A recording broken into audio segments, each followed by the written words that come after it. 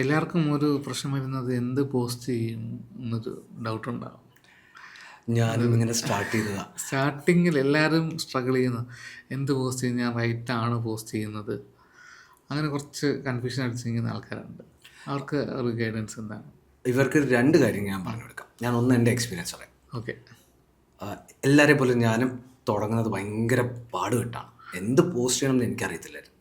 ഞാൻ ആദ്യം പോസ്റ്റ് ചെയ്തത് ഒഫീഷ്യലി ലിങ്ക്ഡിനകത്ത് എൻ്റെ ഫസ്റ്റ് പോസ്റ്റ് എന്ന് പറയുന്നത് വിക്കിപീഡിയയിൽ ഓണം എന്തുവരെയാണ് കോപ്പി പേസ്റ്റ് ചെയ്തിട്ട് വരും. Okay. That was my first post.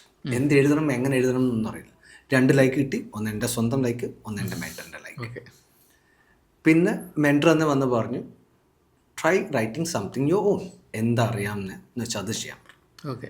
ഞാൻ എഴുതി തുടങ്ങിയത് നമ്മുടെ KRA എന്താ, KPI എന്താ, പിന്നെ lean six sigma black belt പഠിച്ചുകൊണ്ടും അല്ലെങ്കിൽ അതിനോട് താല്പര്യം ഉണ്ടായിരുന്നുണ്ട്. ഞാൻ അതിനെക്കുറിച്ച് എഴുതാൻ തുടങ്ങി.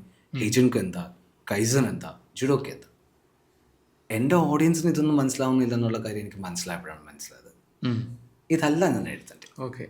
I should write in such way that അത് വായിക്കുന്ന ആൾ, ആ ടൈം എടുക്കുന്ന ആൾ, എഫേർട്ട് ഇടുന്ന ആൾ, ആ ഇൻവെസ്റ്റ് ചെയ്യുന്ന ആൾക്ക് റിട്ടേൺ വേണം.